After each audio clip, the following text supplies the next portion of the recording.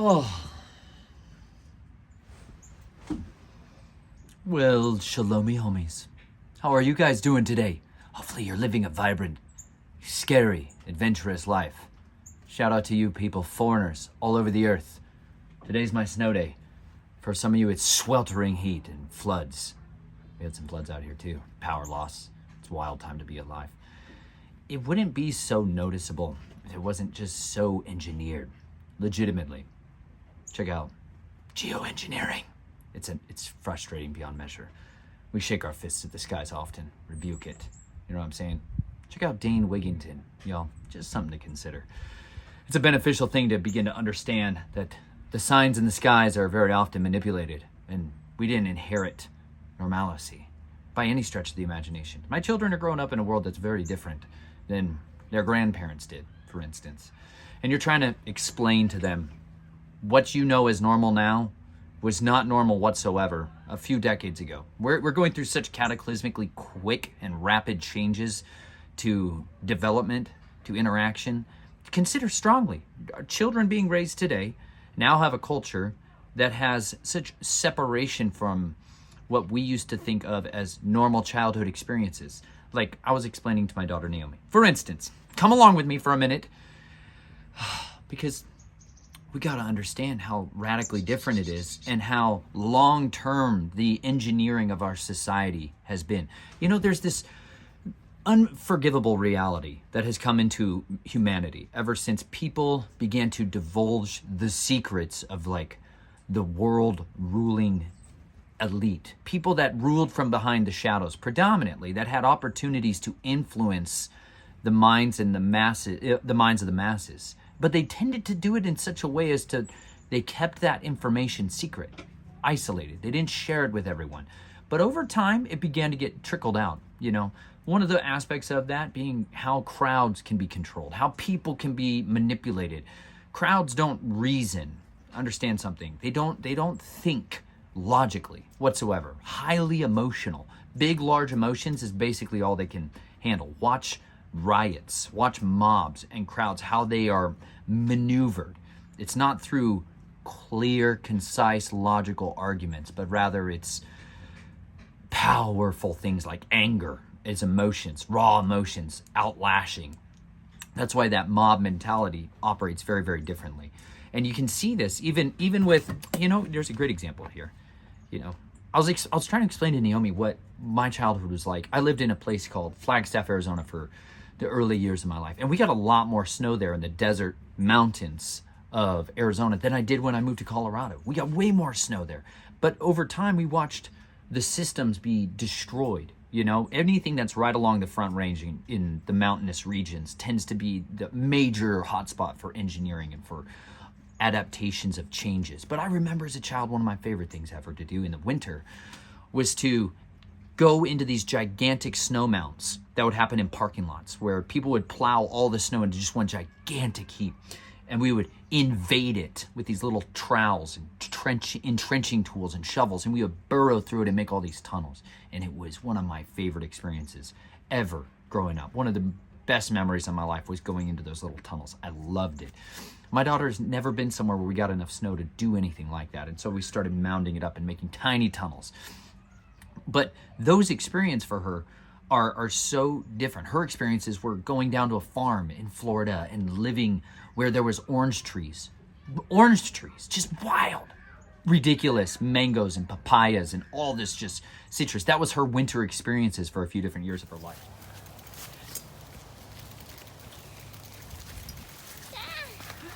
I don't think I can ride my bike. It's so fluffy. Get on your bike and pedal. She's probably got to go faster. You can go faster, Meredith. And I'll try to catch you on the other side. Just, you guys keep going in a circle, okay? I'm gonna try to go faster too. I'm faster, so you try to catch me up, okay? I kind of want to go front. This is where the stop is. I'm worried about her. Don't be worried about me. All right, Nate, you just got to stay out of her way, okay? Let her go ahead of you, and then you go behind her, okay? What are you doing? I'm pulling the wagon. Wagon, full of beautiful onions we just picked this morning. That's awesome, my little helper here. Good job, Nay. Full of onions. Full of onions. Nice. You're the prettiest farm girl I've ever seen. Good job, Pumpkin. Let's see if there's any others. Hiya. Oh yeah. Ah, there you go. Oh yeah. Let's see. I think it's ready. It's getting close. It's starting to blush, but still has some of those green stripes. It's not supposed. So until that, I'll leave it for a couple days. that's right. Good idea, Naomi. I think you're right. Yeah, these are not. Come back. Come back. Just because they'll taste better if they ripen all the way. Oh my gosh! Why did that? One fell. Look, Oh my gosh! they must have fallen. You see, it has a little boo-boo. Yeah. It must have hit something down here. So this one we can't sell, so we'll give it to some farm workers. But some up there. Now the ones tall are hard to get, so usually Go at it. And what a unique opportunity for her to have had that. However, over time, places that used to experience some consistency of weather patterns, averages, 30-year, 50-year averages, are going through cycles of change that are so impossibly different, so altered, that it's unrecognizable. And people that have lived in these areas for decades, people that live here in these mountains, this used to be a much more common experience. There used to be more snow and colder temperatures. And by doing so, the natural weather patterns during the winter, when those colds would settle into these mountains, it would kill off a lot of these populations of these pests that attack one of the trees here called the hemlock tree, which was the tallest, one of the longer living, tallest trees. And they used to fill these valleys, just massive, beautiful, along with these chestnuts. Well, as they began to change and temperature swings began to become far more erratic and the weather augmented so drastically in the last 30 to 50 years, those cold cycles stopped happening. And so all of the trees began to get attacked by these bugs and infestations that would dominate and just eradicate them and keep them from experiencing the fullness of life. And they began to just get killed off rapidly. And then what began to take their place is these very straight trees with very little limbs you see alongside them, the tulip poplar. It's a type of magnolia tree. Began to dominate and take over. And these other trees began to fade. And it's this cycle that changes the entire ecosystem, changes the types of plants and animals that want to be there and live there. And so much of what we experience as normal now has come through massive manipulations of big system things, large system things, deceptions and wargaming on a very different scale. They took crowd control, they took mind control, behavior modification principles, operant conditioning, controlling stimulus and response, ringing the bell and making the dog salivate because you give him a treat. Give him the treat, ring the bell, he salivates. Give him the treat, ring the bell, he salivates. You do these kinds of preconditionings of behaviors, you get these responses back. Well, they began to take that and play that out into larger and larger system scales to where people react so predictably because they can be so readily influenced, predominantly through these things we're looking at on our phones, televisions. The screens allows instant influence into people's minds in a way that's hard for them to recognize. Whereas before, you had to have agent provocateurs, people sewn in amongst the brethren to change and persuade and cause chaos, cause confusion, to lead the people astray. Like one of the examples that I think of is at the time where Yeshua is being called before the kings, the governors, when he's dragged there and all these false witnesses are risen against him, and then they're wanting him to be executed. The leaders of that time, the Pharisees, the Sadducees, the religious order, didn't want to lose that power, because you got to understand something about priests, religious leaders. Our governing leaders, prime ministers, presidents, they come and go every couple of years generally, even if it's longer than that, 10, 15, 20 years. Whereas religious leaders tend to last continually until they die, more or less. So they held a longer term position of power. And whenever you dive into history, it's really important that you not lose sight of understanding how religious orders and the power system behind them influence the military and the political, the kings and the monarchies so heavily. And they have a longer term means of influencing them.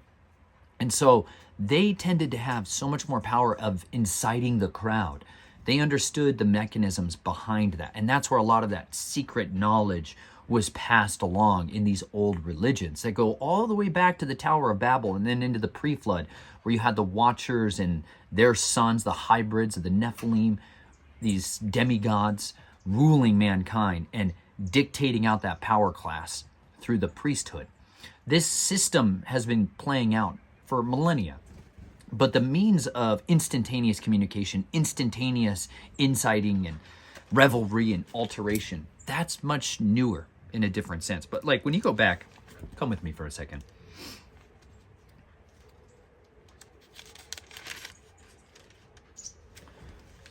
Let me show you one of those agent provocateurs, those agitators that are sewn in to control and to influence. Here's the story from when Yeshua is brought before Herod and he is being levied against Herodes.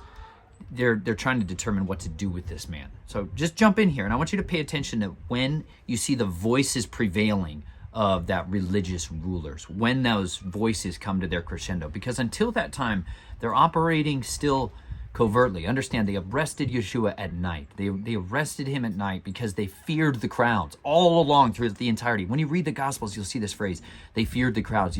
They feared the crowds. And that goes all the way back to the times of King Saul, the first ruler over Israel, when they began to be united after Samuel prophesied, you want a king? Fine. You're going to get a king. You're going to get all the stuff that goes with it.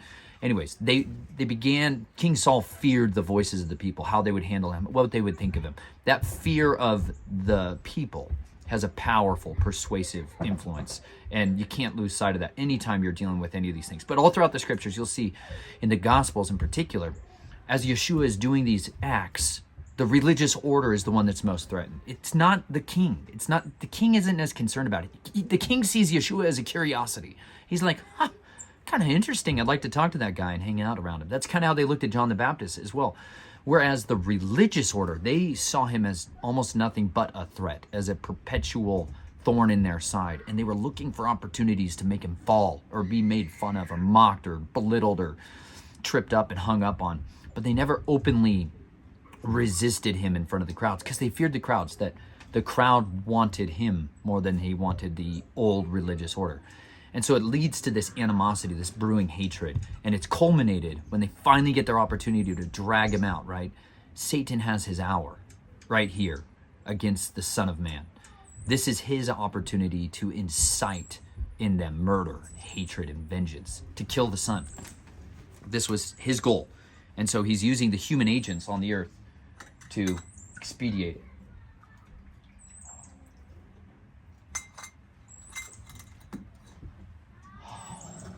Shall we? This is Luke chapter 23. Let's just jump into the chapter. And the entire assembly of them, having risen up, led him to Pilate and began to accuse him, saying, "We found this one perverting the nation and forbidding to pay taxes to Caesar, saying that he himself is Messiah, a sovereign." And Pilate asked him, saying, "Are you the sovereign of the Yahudi?" And answering him, he said, "You said it." And Pilate said to the chief priests in the crowd, "I find no guilt in this man." But they were insisting, saying, "He stirs up the people, teaching them through all Yehuda, beginning from Galilee until this place." And when Pilate heard of Galilee, he asked if the man were a Galilean. And when he heard that he was under the authority of Herodes, he sent him to Herodes, who was also in Jerusalem in those days. And seeing Yeshua, Herodes rejoiced greatly. For a long time he had wished to see him, because he had heard much about him, and was anticipating to see some miracle done by him. So this is what the king wants to see. The king wants to see one of these miracles that he's heard all these stories about Yeshua. That's what he wants him to see. He kind of wants to see tricks, like, come and perform for me. That's literally what he wanted. And I guarantee you, if Yeshua began to do miracles in front of him, to turn stones to bread, to begin to turn water to wine and lead to gold, all of these kind of alchemical changes, if he thought that's the root of Yeshua, nothing more than a trickster, an illusionist, a magician. But he clearly had a very different... Hi. No. Don't bring him out.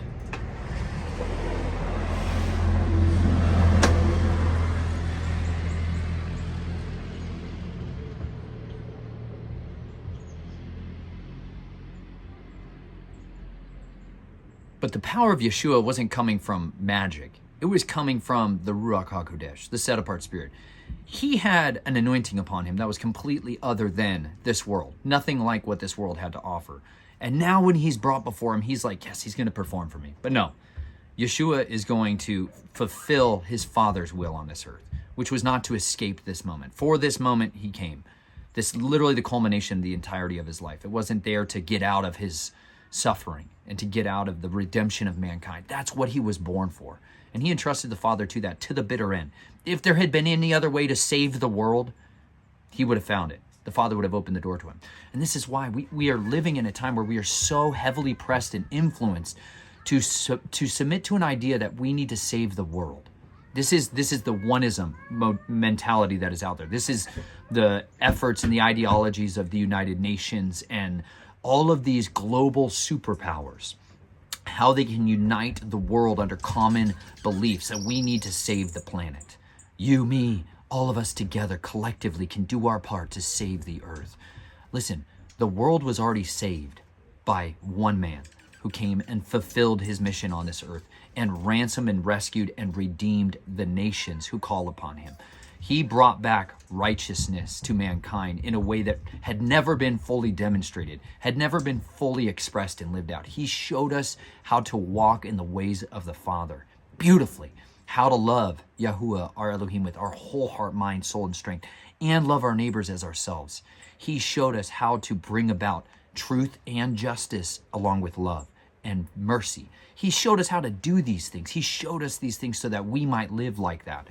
He demonstrated that. But there is this other agenda telling us we have to try to save the planet, and this is how you do it. The ideologies that are being proposed there come into this consciousness movements, this oneism mentality, that everything is interconnected and all things contain God. Therefore, we as divine beings, as cosmocrators, who escape the confines of normalcy and ascend to Godhood. That whole mentality, New Age ideology, theosophy, all of these different infectious ideas have been permeating the culture for decades. And we're seeing the fruit of that come to the surface over and over again. It will lead to these longer term fruits of transhumanism, the ideology of mixing machines into mankind to become like the gods, to leave the confines of this earth and escape our prison cells of morality and ascend to God. All these are the same old lies that have been authorized for so long. And every version of falsehood that's out there in the world has its clarifying, decisive answers to that here in this book. That's why it's relegated and mocked and belittled more than any other. There's nothing else that's so persecuted so heavily, and people try to dissuade others from coming to terms with an understanding of what this book has to say about creation, about people, about relationships. But the answers to all of the questions that ever have plagued mankind are herein. And it has the cure. It doesn't have the symptom management. It has the cure to all of those fears. And you know what? You'll see that in how the Father works through mankind and works through his creation to bring about the understanding of who he is, the understanding of who they are, and bring healing to the nations. It's beautiful. So remember and understand the setting for what it is Yeshua is stepping into. He is stepping into an ancient battle, an ancient confrontation, a showdown between the sons of Belial, the sons of the wicked one, and the Son of Righteousness. This is the culmination of that moment, y'all. And it's easy to see this as a weak moment. It's easy to see this as the moment of defeat, but it's the moment of triumph, because under testing, he did not give grounds to the devil. Remember when Yeshua last faced the devil face to face? It said that the devil left him and went away until a more opportune time. This was his time when he got into the room with Judas and infiltrated him. He was possessed in the room as they're eating the Last Supper together. The devil's in the room. This is the opportune time. This is when the devil and all of those around him thought, oh, I can conquer him. See, because it goes back to that moment. I know I'm sidetracking here for a second. Just understand. It's a beautiful little reality. When Yeshua was taken onto the top of the temple and the devil said, hey, cast yourself off of here. Because it's been written, he shall command his angels concerning you, and they shall bear you up, lest your foot should strike a stone. That was what the devil quoted to him, right? And part of that testing was the devil trying to find out. He knew if Yeshua jumped off of there and did not die, but was saved, the devil would have known in that moment he could not be killed. And he would have gone and looked for another means of destroying and ruining and tripping him up. But because of how Yeshua answered him, that you shall not test Yahuwah your Elohim. Don't put him to the test, as it's been written. Don't test him. The devil did not get the answer that he was looking for in that testing. Each of those little tests that he passed there had very deep implications. And the devil was probing for information. He was probing for vulnerabilities. He was looking for a chink in the armor to determine how he could best make war against the Son of Man. That's what that battle was really about. But he went away after that, looking for that opportune time to set Yeshua up to kill him. He's like, that's how we'll cure him. And he put the spiritual forces of darkness at work in these men, in the religious order, and under the influence of the governing authorities to try to bring about the destruction of the Son of Righteousness and his plan of redemption. So, something to consider. Little pearl that somebody else passed along a long time ago that I just thought was profound and quite important.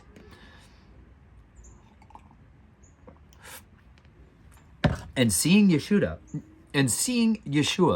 Herodes rejoiced greatly. For a long time he had wished to see him because he'd heard so much about him and was anticipating to see some miracle done by him, and was questioning him with many words, but he gave him no answer. And the chief priests and the scribes stood accusing him intensely.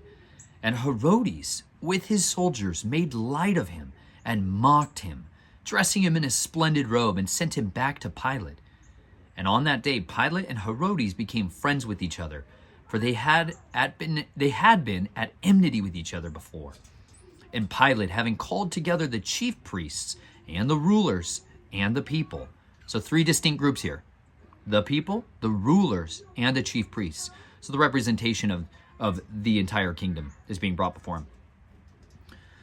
And they said to them, you brought this man to me as one who turns away the people.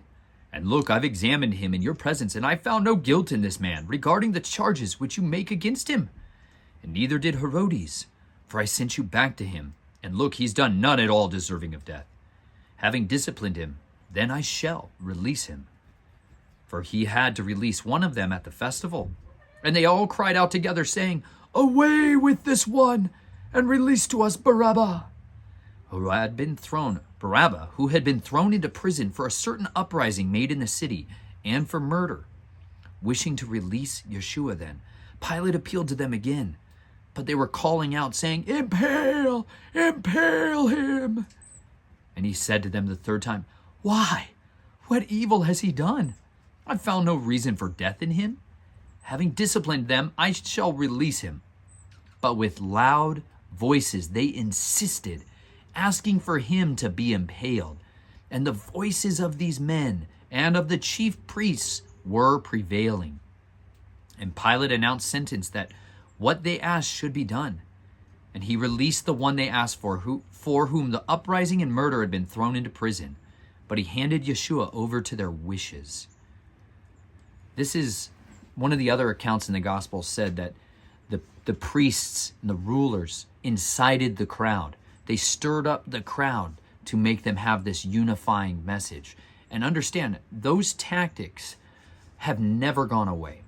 They are still and will always try to utilize the chief priests, the rulers, to manipulate and influence the crowd.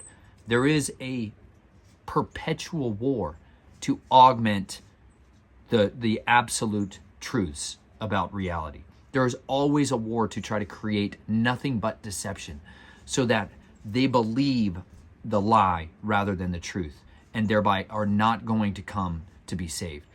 there is no, when people have a lack for a love of the truth, they cannot come to embrace reality, because that's what truth fundamentally means. Truth is another word for it, is reality. It's reality. And when your reality becomes so skewed in such an augmented direction because you've had years and decades being saturated in a cultural milieu of falsehood, you can't discern right from the left. You can't know basic things about reality. For example, my children and I, when we go their entire life, this is what they've known as normal when it comes to deciding what kind of food to put into their body. Because my wife and I had some ridiculous health challenges at young ages, in our 20s, that got so much worse. And we didn't know what it was really all about. But we started asking why. We started asking why we were having so many ailments, instead of just, at the time, we'd gone to doctors and looked for medications and looked for treatments to try to cure the things going on in our body. And what we were left with after years of going down that road was being worse off and having different issues that were more complicated and more complex, that were far more punishing and frustrating and exhausting and costly, left without really answers, left with a whole lot more confusion. But then we began to examine carefully what could change in our life. And we started just not drinking regular tap water. Was the first major profound change that came into our lives. We stopped drinking tap water. Now, we lived in an area in the Front Range of Colorado where they heavily fluoridate, and it's not just fluoride. Understand, there's not just hydrofluorosilicic acid. It is one compound. There can be as many as 400 chemicals and heavy metals that go into the fluoride compounds that are dumped into the drinking water supply at our wastewater treatment facilities. Now, there's a county in Florida that just banned it completely, which is fantastic. There's other places that are finally doing that, which is amazing. When you give people the lack of sterilizing their mind, because it augments their brain. It physically alters their brain. It genuinely calcifies their pineal gland, a critical component of their brain. It physically augments it. It creates a dullness, a dumbness, like in actuality, lowering intelligence, generalized intelligence comes down because there's no control of dosage. I was someone that would drink 1 gallon to 2 gallons of water every day without even thinking about it. We lived in the high alpine deserts. You got to drink a lot more water there. That dosing was having an effect on us that was making us dull. And when we started drinking spring water, we'd go into the mountains and harvest and collect spring water in these 5-gallon buckets and jugs and dispense that out, and we drank that exclusively. It made us come out of this fog that we thought was just brain damage. I just am generally going to be dull and dumb the rest of my life, I guess. And it began to allow us the ability to start thinking a little more clearly and start reasoning. Hey, what else could be causing us to have these issues where when we eat a meal, we feel exhausted and tired and we want to go lie down? It shouldn't be like that. And so then we began to evaluate our food and start really looking at the ingredients of what went into our food. And we started watching documentaries about what came into our food supply chain over the last 10, 20, 30, 40 years. Because the same type of industrial scientists, the same types of chemical engineers who found ways to take nicotine delivery systems, right? The tobacco empires, how they found a way to make it far more addictive, because nicotine in and of itself explicitly is not that addictive, nowhere near as addictive as what people think of with cigarettes or with other tobacco products that they buy and use. Those addictive qualities were engineered. They were created and harnessed through figuring out what wires the brain, that operant conditioning at a molecular level, a food science level. But those same individuals that found a way to make it so addictive were rebranding and put into a different industry. Same owners, like the Reynolds family bought Nabisco Foods, one of the biggest mergers of corporate buyouts in the history of the United States back in the 80s. Well, those same things have just evolved to acquire more and more of the food industry. And they took the same type of scientists and weaponized that mentality into the food, the processed foods, and these other additives. Like in the United States here, natural flavors you see on these little packages everywhere, that can be 4,000 different chemicals that can go into making that.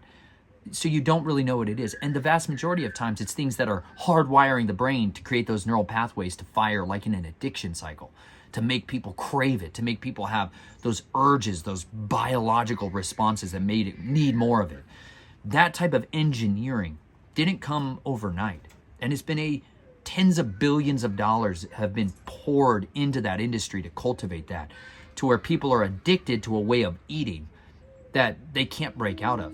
But by staying in that means of food, and it alters your ability to think clearly. It makes you sick. It makes you easy to manipulate and control, because when you feel like crud, it's hard to deal with anything else. It's hard to deal with complex issues. It's hard to think logically and to have higher reasoning. It's hard to evaluate and test information that's coming in when you feel like crud all the time. We started making distinct changes to just eat organic. That was like one of the next big steps for us. We started eating non-genetically engineered food. We're like, let's at least start there and see if we notice substantial differences. We started then going down towards eating organically and started to feel substantially better. And it led us onto this progression of beginning to evaluate other areas of our life where perhaps there's more things in our life that are full of this garbage, this engineered destruction. And it began to make us think about, okay, what are other things that we may have inherited as truth that are not reality? And it really did launch us down a road of study and examination that completely altered the way we lived our life. And because of that, my children were born into a lifestyle where we were rapidly altering the way that we thought the world was and how it worked. And they were able to start off their life with that mentality. So they're careful scrutinizers of food labeling. They understand the difference of a emulsifying agent. They'd actually understand how petrochemical food industry works. They understand it at a much more complex level than most people that eat that way continually. And I'm trying to give them the gift of understanding and reasoning to prepare them to wage a war against deception, because that fundamentally is how so many people are ensnared. They're ensnared by what they look at, what they hear, what they see, what they smell, what they taste. When someone opens a packaged ice cream, like when they open a frozen ice cream bag, that smell that hits you, that's literally an engineered chemical smell that's released so that it'll trigger certain responses in your body, in your brain. That's put in there specifically to activate an entire another automatic nervous response inside your body.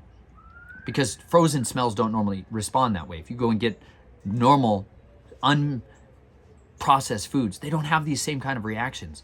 And it's all deep in the recesses of those unknown areas of your mind. It happens in that subconscious region more often than anywhere else.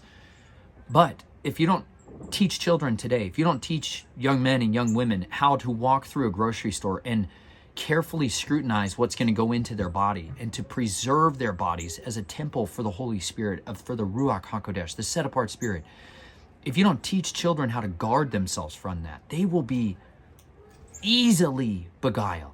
Look at the colorful characters that are on the cereal boxes. Just understand the sugars and the processed ingredients and the colored food dyes and all these things have drastic effects on their mentality, their growth, their reactions. Versus you give them a bowl of sugary Fruit Loops versus a plate of pasture-raised organic eggs. Do you get two completely different children after that meal? You really do. And if you continue to play that process out long-term, you get two completely different adults. And that's really important because one is heavily weighed down and another has been radically empowered to be set free. And it's a serious distinction. Grass-fed, buttered-raised children versus margarine-raised children are distinctly different. It's reality. It augments people's capacity to think. Your brain is composed almost 50-60% of it of myelin, which is 100% cholesterol. That's the neurons are literally built of cholesterol. And when you deprive them in low-fat diets and low-salt diets, and you give them this way of living that is artificially manufactured, their body is not given the tools, the necessary building blocks to think well, to bloom, to mature to what it was supposed to be. And you can see this. You can see this when you spend time around people. It's becoming more and more stark, more and more noticeable. And we have to equip each other with an understanding about these things. This is stuff I'm passionate about because it drastically affects our life. I mean, it radically impacted where I live, how I live, what I do with my time, how I spend my money. Look at the size of these things. Look. These are so big. They're awesome.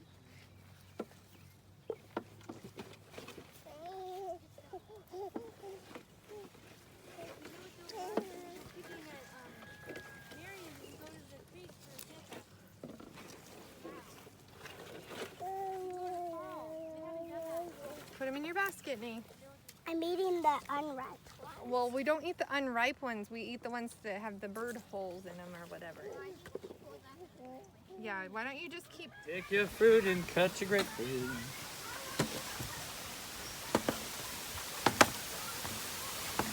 When people play games, they're like, slice my fruit! Boom! Rustling. But you know what you need? A sharp knife. And go work on an orchard so you can slice fruit the real way. Way more fun than your thumb swiping fruit. I need to learn how to... Use the gimbal, man! It's a challenging gimbal life. Oh, this grapefruit though, pink lemonade. Sour pink lemonade. Oh, it's so good. See, if you cut the fruit, I'm choking on it. If you cut the fruit, you get the right of eating the most of it. It's the best. Uh-oh. Go ahead and put one in here. Oh, there's a bamboo leaf. It's okay. This is how you improve your immune system. Sweetness, look at that. Oh, it's good. Oh, I need a bucket. Oh, I need you guys to dump the bucket. Go dump the bucket. Go dunk it under a citrus tree. Simeon! Simeon! Dump it, dump it, dump it, dump it! Invested so much more of our money into what we eat as opposed to where we go and medicate at which doctor's office.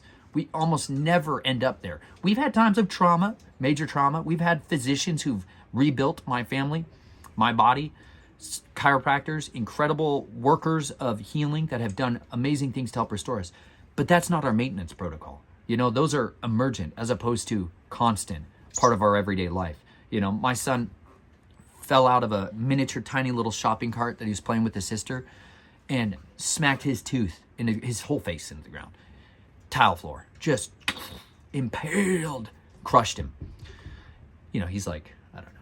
Anyways, he's got a great smile, sweet little guy, and his tooth was knocked in, you know, and you're like, oh man, all those ligaments that hold the tooth in were just stretched in and that tooth was buckled in, front teeth, of course.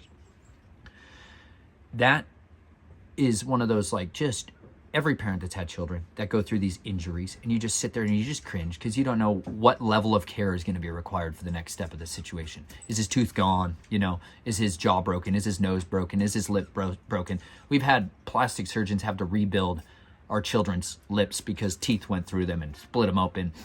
We've had a lot of facial injuries over the years, but we've seen it work out very well many times, and we're so thankful for the great physicians that are out there that are conscious and thinking and care about their patients and genuinely don't seek to do any harm and only try to help and bless. And we're so thankful for them. But what we also understand is they're rare.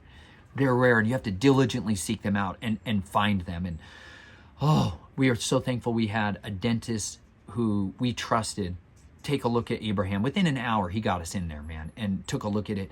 And you know what? His tooth, by the time we had gotten there, had totally come back and was straightened out, back up in where it needed to be. And he healed up great. You know, he healed up beautifully. And that's such a mercy. But we've had the same thing go down other times. Jubilee's fallen and busted up her tooth, and the root of it died, and then it starts to get an infection. You got to pull that sucker out. That's why Jubilee's she hasn't had a complete smile for 3 years, you know.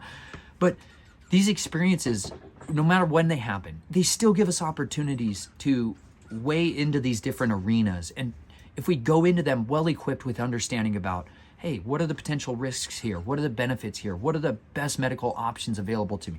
If we are equipped with knowledge and information when we go into that, we aren't going to have to respond like somebody who is in the crowd, somebody that's been raised as one of the crowd, always influenced by the white-robed priesthood, the religious scientific order that's indoctrinated them from their youth, that's been levying on them ideas about how the body works, how plants work, how medicines work. And they haven't been so easily led astray, because just a few years ago, y'all, people were out of their minds as a mob, as a crowd, enforcing medical advice and ideas on people in a way that had never been seen before. But that comes from a lack of self-understanding, a lack of being able to think critically and evaluate information and make wise decisions. That lacks a love of the truth. But you know what? The more we turn back to the Father's ways, the more we turn back to hearing his voice, to seeking his voice, and to knowing his word, we are set free from the mechanical confines of these ruling elite. And it gives us freedom to make actions and decisions that drastically impact the lives of the people around us for the better. That's what we were made to do. That's what you were made to do, to have a life of meaning and a purpose, that you could set others free, that you could be the one to help administer the gospel of freedom to those who are in captivity. And it may be about physical health things. It could be about spiritual realities. But understand, we ought to be people that are equipped with understanding so we can give answers to everyone who asks us for a reason for the hope that we have. I don't think that's just limited to biblical ideologies. I don't think it's just limited to spiritual truths, but it should also be these things about what governs our bodies, what we put on our bodies, what we put in our bodies, how we treat each other. It should be much more pervasive, you know. Having the ability to give an answer on a variety of topics is critical so that people can know us and respect us and come to us and know that we will do our utmost to share with them the truth to the best of our ability. And you know what? When I dive into the word, I see how adept Yeshua was at doing that, and his apostles were, and how they grew in that. And for those of you that are early on in that walk, you can grow in it and mature in it all the more readily. But listen, y'all, I just wanted to take a minute to share some encouragement with you guys. Don't be led astray by the ways of the world, but boldly trust in the Father, you know? Because, hey, at the end of the day, man, go to Jeremiah 10. My family and I are working our way through reading the scriptures every night together. We're in the book of Jeremiah, and there's this chapter, Jeremiah 10. Listen, it says, "Hear the word which Yahuwah speaks to you, O house of Yisrael. For thus said Yahuwah, do not learn the way of the nations, and do not be awed by the signs of the heavens, for the nations are awed by them." This way of the nations is what literally is being espoused and put upon us on a continual basis. The nations are trying to impose their rule, their ideologies upon us, but we must submit to Yahuwah, resist the devil, and he will flee from us. These are like a promissory note that we have in him. So resist those ways of the nations. Resist going and diving into their world, because this is what happened. The emergent church, the emergent church was like a methodology that people believed, okay, the Christian church can resist this changing concepts of morality that were going on in the 60s, the 70s. We needed to come up with a way of engaging with culture so that we could engage with the culture and we could still bring the gospel to them. However, what happened is they opened their doors to ideas of very Eastern ideological endeavors. They opened their doors to the doctrines of demons, and it began to co-adopt them by making themselves more tolerant and more acquainted with Eastern Hermeticism, and beginning to start to amalgamate many of these ideas into their own co-opted religion. And that's what we have now seen come out of the emergent church movement, is the embracing of many doctrines that are heretical, very dangerous, and rooted in horrific occultism, rooted in demonology. People that are adopting psychological beliefs and sociological beliefs and religious ideas, they're picking up the ways of the nations. And that's fundamentally what rooted out Israel and caused the destruction of the people of Israel, was that amalgamation of those ideas. But the more set apart you are, the more you resist that, and you maintain a purity of the gospel, a purity of the word, and you resist evil, the greater it is that the Father works to protect you. Because when our ways are pleasing before him, he makes even our enemies to be at peace with us. And you know what? That's what he's laboring to do with us on a regular basis. And we must work and co-labor with him on this earth to resist the influence of those things coming in. But the only way you're going to do that is by having a working understanding of the word. So listen, resist those tyrants pecking at your neck. Resist their requirements for you to have to learn the ways of the nation. Raise up your children. Raise yourself up in a way that's set apart and distinct from that. Because you know what? Ultimately, there's a loss of understanding for so many of those that go down that road. They get lost in confusion and chaos. But you can continue to abide on that narrow path. They'll turn back and they will ask and they will seek it, because the end of life of confusion is despair. it's despair and it's hopelessness. But you know what? We are here to try to continually offer hope to the world because our Savior lives. And because of that, we live. And we get to proclaim his good news to the nations. I'm going to read the last of that. How about we end with the triumph? Because though the devil thought he had conquered there was deliverance for the nations that came. And as they led him away, chapter 23. And as they led him away, they laid hold of a certain man, Shimon, a Syrian, who was coming from the field, and they put the stake on him to bear it behind Yeshua. Some of you may have only ever heard the word cross used in the scripture. Stake or impaling is the way that they render it here in the scriptures translation. It's just something to consider. Anyways, and as a great number of the people were following him, and women who were also mourning and lamenting. But Yeshua, turning to them, said, "Daughters of Jerusalem, do not weep for me, but weep for yourselves and for your children. For look, the days are coming in which they shall say, Blessed are the barren, and wombs that never bore, and the breasts which never nursed. Then they shall begin to say to the mountains, Fall on us, and to the hills, Cover us. Because if they do this to the green tree, what is going to be done to the dry tree?" And 2 others, also evildoers, were led with him to be put to death. And when they'd come to the place called Golgotha, they impaled him there. And the evildoers, one on the right and the other on the left. And Yeshua said, "Father, forgive them, for they do not know what they do." And they divided his garments and cast lots. And the people were standing, looking on. And the rulers were also sneering with them, saying, "He saved others. Let him save himself, if he is the Messiah, the chosen of Elohim."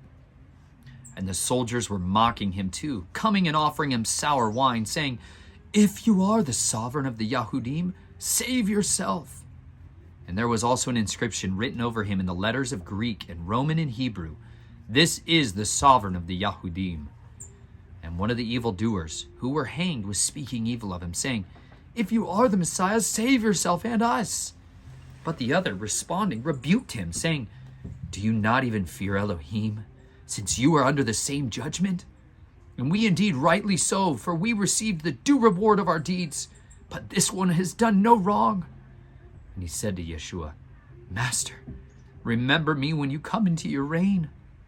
And Yeshua said to him, "Truly, I say to you today, you shall be with me in paradise." And it was now about the 6th hour. Darkness came all over the land until the 9th hour. And the sun was darkened, and the veil of that dwelling place was torn in two. And crying out with a loud voice, Yeshua said, "Father, into your hands I commit my spirit." And having said this, he breathed his last. And the captain, seeing what took place, praised Elohim, saying, "Truly this man was righteous." And when all the crowds who had gathered to that sight saw what took place, they beat their breasts and went away. And all who knew him, and the women who followed him from Galilee, stood at a distance watching this. And see a man named Joseph, a council member, a good and righteous man. He was not agreeing with their counsel indeed, from Ramathayim, a city of the Yahudim, who himself was also waiting for the reign of Elohim. He, going to Pilate, asked for the body of Yeshua. And taking it down, he wrapped it in linen, and laid it in a tomb hewn out of the rock where no one was yet laid. And it was preparation day, and the Sabbath was approaching. And the women who had come with him from Galilee followed after, and saw the tomb and how his body was laid. And having returned, they prepared spices and perfumes, and they rested on the Sabbath according to the command.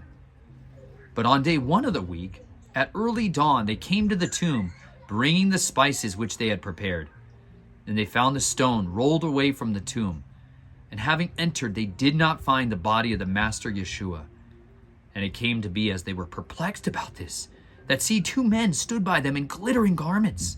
And becoming frightened and bowing their faces to the earth, these said to them, "Why do you seek the living among the dead? He is not here, but has been raised up. Remember how he spoke to you when he was still in Galilee, saying, the Son of Adam has to be delivered into the hands of sinners, and be impaled, and the 3rd day rise again." And they remembered his words. And having returned from the tomb, they reported all this to the 11 and to all the rest. See, don't ever forget the fundamentals here.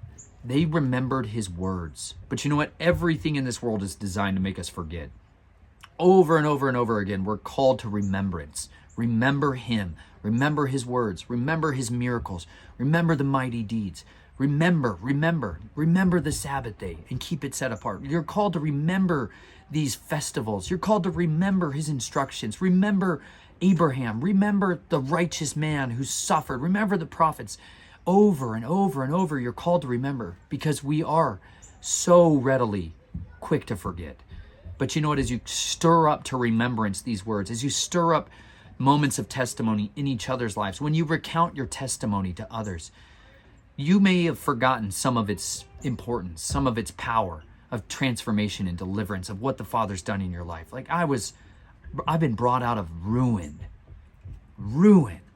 I used to write it on myself every day with permanent marker, ruined. That's what I thought of myself, my identity, who I was and what I had. I was just a heap of ruins. But you know what? He has brought me out of that and built me a home, built me a family, established me in a way that I could have never done on my own workings. I could have never had any of this without him doing it, without him co-laboring with me to bring it about. It's his miracle work of transformation in me that's made me anything other than that ruinous heap of a man. And I'm no perfect man. I'm still a man with great flaws and deep wounds and deep sorrows at times. There's been much grieving in my life.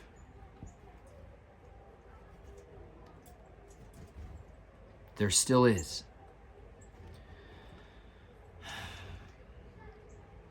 But from that morning, there's come restoration. There's come purpose.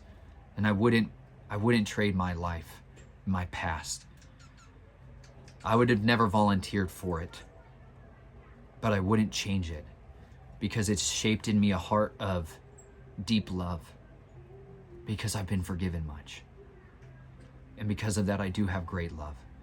And I'm thankful for that. And you know what? Each of one of you has many things in your life that can be the wounds that you see, the darkness, the pain, the suffering, the misery. But you know what? You can let the miracle worker transform that death, that suffering, into resurrection power, into power to call the dead back to life. That's what we're here to do. So never forget the beauty of remembering his words and the power of resurrection. It's a good day to be alive. May you rejoice and be glad. Love you all very much. Thank you as always for your ridiculously encouraging words, the emails that come in, the comments that you guys share, the wonderful support and prayers you guys offer up for us. Thank you for each and every one of you. It's been a wild ride, but I'm thankful to have gone on with you guys. I love you all. I'll talk to you soon.